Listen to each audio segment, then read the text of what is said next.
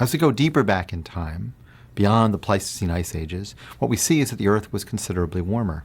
Here's a record from benthic foraminifera showing the delta O18 over the last 5 million years from the deep Atlantic Ocean.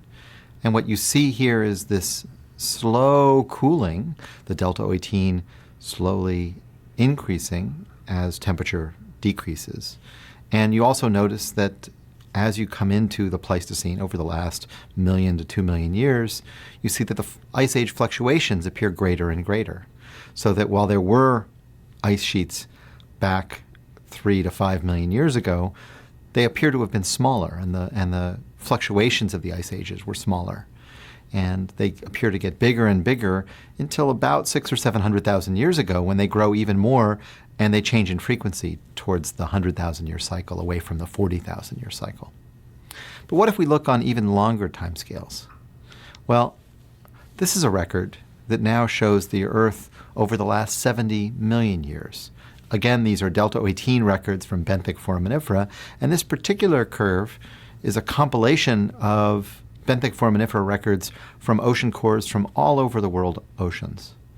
And when you put them all together, what you see is an enormous pattern of changes in the Earth's climate over the last 70 million years. The first thing to look at in this record is the Pleistocene ice ages, which now no longer can you separate these fluctuations or the change from the 40,000 to the 100,000-year cycle. It all looks just like noise on this timescale, because all of those fluctuations over the last several million years are all just compressed on this graph into just a blur of data points. You see the same sort of scatter actually going back to about 34 million years. And before that, what you see is that the scatter is considerably reduced. The curves, even though they come from all over the world oceans, show much less variability. If we looked more closely at these time intervals, we would see again that this variability isn't just noise. This is actually the ice ages coming and going, even though they were smaller back through time. But before about 34 million years ago, they seem to be gone completely. We believe that prior to 34 million years, during a time period we call the Eocene, indeed there were no ice sheets whatsoever. That the Earth was so warm there was no ice on Greenland and no ice on Antarctica, or at least not much ice on Antarctica. And so you don't see these same ice age cycles due to the Milankovitch variability at all. If you actually estimate the temperature based on the delta O18 records, what you see is in the early Eocene, around 50 million years ago, when the peak temperatures were achieved, the deep ocean temperature was actually about 12 degrees Celsius. Today, it's about 1 or 2 degrees in the deep Pacific and 3 to 4 degrees in the deep Atlantic. So this is a huge change. About half of this change occurred just during the Eocene itself, where the ocean slowly cooled from about 50 million years ago to about 34 million years ago by about 6 degrees Celsius. Over that same time interval, there were all sorts of changes in evolution of animals and plants in response to this slowly cooling climate. And right at the Eocene-Oligocene boundary, around 34 million years ago, there appears to be an abrupt change recorded in the delta O18. And we believe this is actually due to the first buildup of ice sheets on Antarctica. So this is when you start to see these ice ages coming and going. You see an abrupt cooling and an abrupt creation of the Antarctic ice sheet over a period of probably less than 1 million years. And after that period, you see all of this variability in the record, which is really due to this ice sheet changing in size. We don't think that the very large northern hemisphere ice sheets really occurred until much later in the record, probably after 10 million years ago or so, when now you had both the southern hemisphere and the northern hemisphere ice contributing to the variability we see in the record. We know a lot more about the Eocene than just from the oxygen isotope records from marine sediments. There's all sorts of fossil evidence of warm climates back then. There are fossil crocodiles, or at least relatives of modern crocodiles, living up above the Arctic Circle near Ellesmere Island. There are fossil trees that look like modern palm trees living in places like Wyoming in the middle of continents that today have winters that are much too cold to survive. It was a completely different world. sea level was about 100 meters higher because there was no ice on Antarctica, no ice on Greenland. And of course, the ocean itself was so much warmer that the expansion of sea level raised sea level by itself by about 10 meters. This was a very warm world that persisted, we think, back all the way through the Cretaceous period, where it might have been even warmer than in the peak Eocene around 50 million years ago. We think the Eocene warmth wasn't an anomaly. It was actually continually warm from the Cretaceous back starting around 100 million years ago, all the way up through the Eocene, the end of the Eocene, to about 34 million years ago, where the Earth was much warmer than today and mostly without large ice sheets. If we go even further back in geologic time, we actually see that these greenhouse periods, these periods of very warm climate, are actually not that special. The Earth has vacillated between periods of very warm climates and then periods of relatively cooler climates like the Pleistocene. And that these fluctuations occur over a timescale of around 100 million years, and we're currently in a relatively cold climate. Although relative to that cold climate of the Pleistocene, we're in an interglacial period, so it's a warm period during an ice age.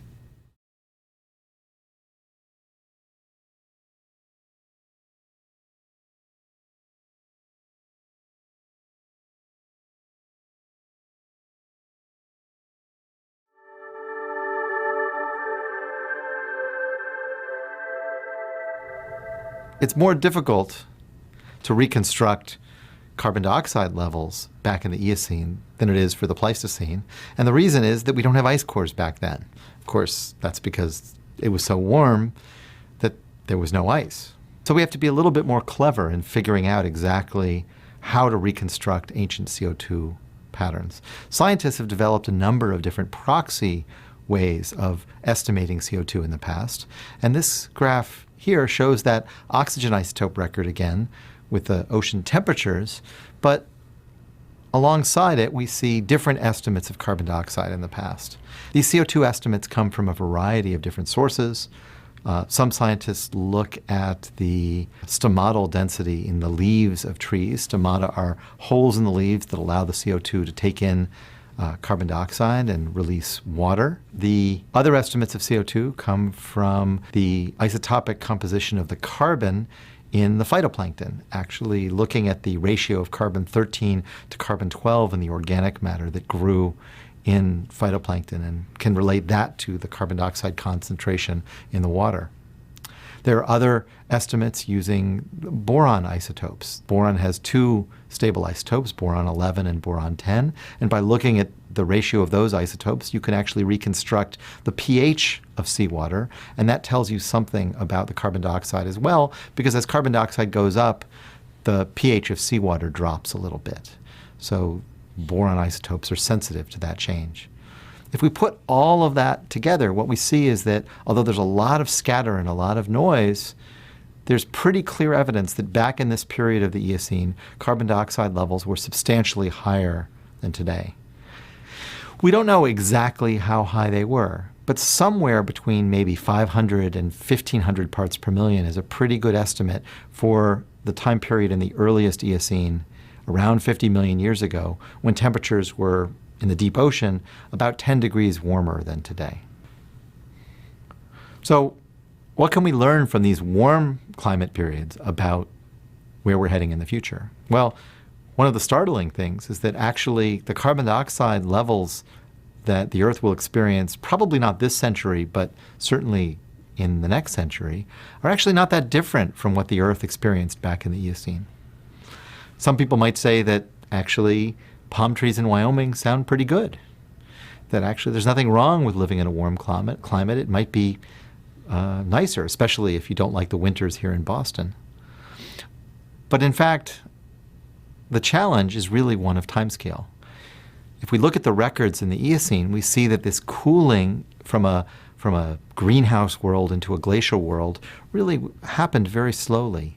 From the earliest Eocene around 50 million years ago, when we experienced the peak temperature, the cooling was pretty steady down to about 34 million years ago. So that's about 16 million years over which the temperature of the ocean cooled by about 6 degrees. What we're talking about doing is raising the temperature of the ocean, of the surface of the Earth, by perhaps as much as 5 or 6 degrees over a period much, much shorter.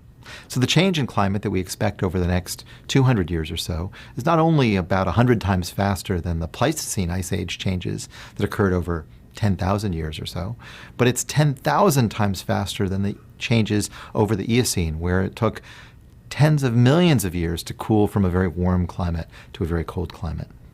And this difference is fundamental because, if sea level were to be 100 meters higher, but it happened over tens of thousands of years, much less tens of millions of years, frankly, none of us would notice. It would change so slowly that we would just adapt to it and deal with it. The challenge is that it's happening so quickly that we're returning the Earth to a state like the early Eocene, but we're doing it in just a few centuries. And the big question is, how quickly can things adapt? And how quickly will some of the parts of the Earth system change? That's the big mystery about the future.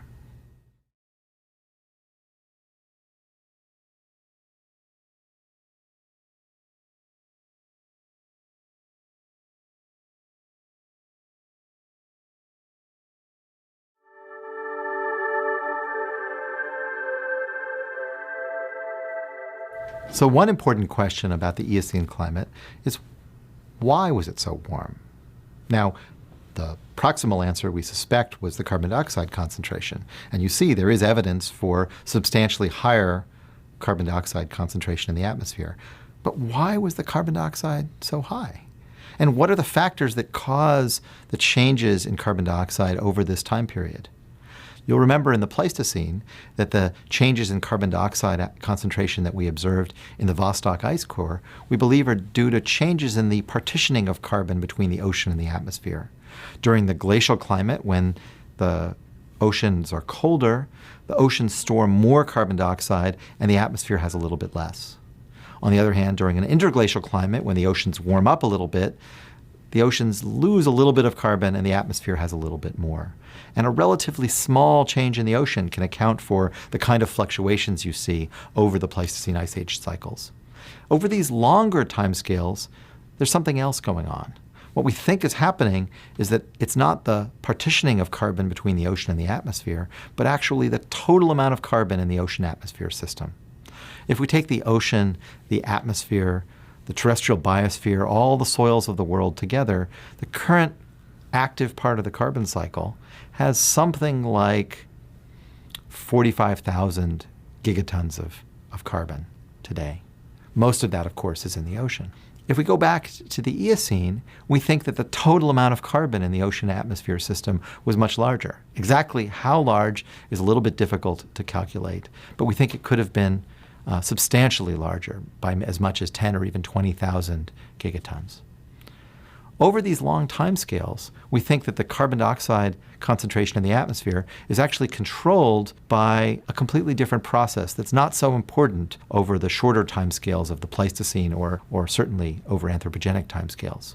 And what is really going on here is the balance between the release of carbon from the deep earth through volcanoes and carbon dioxide burial in sediments, partly as organic carbon, but even more importantly as calcium carbonate. So when we look at the Earth's carbon cycle over very long timescales, we have to understand that there's a steady trickle of carbon dioxide coming out of the Earth through volcanoes. Now, we think of volcanoes today as periodic, episodic events that occur fairly infrequently when a big volcano like Mount Pinatubo or Mount St. Helens erupts. But in fact, there's actually continual volcanic eruptions occurring. For example, along the mid-ocean ridge system along the ocean floor, we don't see those volcanoes because they're deep underwater, and they're not as explosive as a volcano like Mount St. Helens or Mount Pinatubo. But they're important nonetheless, and they add a steady trickle of carbon dioxide into the ocean atmosphere system.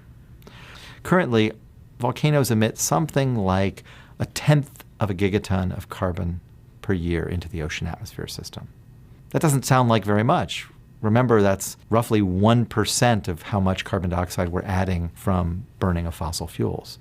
So volcanoes are not important to anthropogenic climate change. They really are just a tiny little piece of the overall carbon cycle. But the interesting part of volcanic outgassing is that it's sustained over long periods of geologic time. Think about what happens if we added 1/10 of a gigaton of carbon to the system and it wasn't balanced by anything else. Well, over 100 years, that's not very much. That's only 10 gigatons of carbon. That's how much fossil fuel we burn every year. But now think about it over a 1,000,000-year timescale. If you sustained 1/10 of a gigaton input of carbon over 1,000,000 years, we'd add 100,000 gigatons of carbon to the entire carbon cycle. This would be more than twice as much carbon as currently in the carbon cycle today, and the whole system would spin out of control. In reality, that kind of input can't occur because the system would actually run away, and you would have an extreme greenhouse climate like Venus. What happens to keep that from happening is that the release of carbon from volcanoes is actually balanced by a sink for carbon where carbon is actually buried in marine sediments. Part of the burial of carbon occurs as organic carbon. This is due to photosynthesis and the burial of that organic carbon in sediments, and it's actually tied back to the release of nutrients from rocks. The reason is that ultimately the amount of photosynthesis on long geologic time periods is limited by how much nutrients, especially phosphorus, we add to the system. So if you're not adding phosphorus to seawater, ultimately life would run out of steam. It would use up all the phosphorus, and then it would be limited and it couldn't grow anymore. So on long periods of geologic time, the amount of organic carbon you can bury in sediments is limited by how much phosphorus you release from rocks, from weathering reactions on the continents. It turns out that those same weathering reactions actually are the important cause of another sink of carbon that's even more important. It's about 4 times as important as organic carbon, responsible for about 80% of all carbon burial. And that's the precipitation of calcium carbonate in the oceans. Now, we're all familiar with calcium carbonate. It's what we call chalk, or sometimes limestone. We use it for building materials. We use it for writing on blackboards. It's also the building blocks for coral reefs that we love to look at underwater. But most people don't realize that calcium carbonate is part of a chain of chemical reactions that actually form a sort of chemical thermostat that regulates the Earth's climate. The way it works is this. Carbon dioxide in the atmosphere and in soils actually dissolve in water and form an acid, carbonic acid. And that acid reacts with rocks, igneous rocks that form on the Earth's crust. That chemical reaction takes hydrogen ions, or the acid, and ultimately swaps it for cations like calcium and magnesium that are released during these weathering reactions. The igneous rocks are converted to clay minerals that form the shales on marine sediments or the mud that we see in soils on the surface of the Earth. And the calcium and magnesium, along with the bicarbonate that's left over from the carbonic acid, is washed into the ocean. And in the ocean, another chemical reaction occurs where the calcium combines with the bicarbonate to ultimately precipitate calcium carbonate on the seafloor. So there are multiple reactions that occur in different parts of the Earth system. The first is the CO2 dissolving in the water to form the carbonic acid. The second is the chemical reaction between the carbonic acid and the rock. And the third is the calcium and the bicarbonate reacting in the ocean to precipitate calcium carbonate. But when you put these reactions together, what ends up happening is you're actually taking carbon dioxide from the atmosphere and converting it to calcium carbonate on the seafloor. One way to think about it is that carbon dioxide is an acid and needs to be neutralized, and the chemical reaction that neutralizes that acid is the silicate weathering reaction, the weathering reaction between the igneous rock and the carbonic acid, ultimately producing calcium carbonate as the waste product.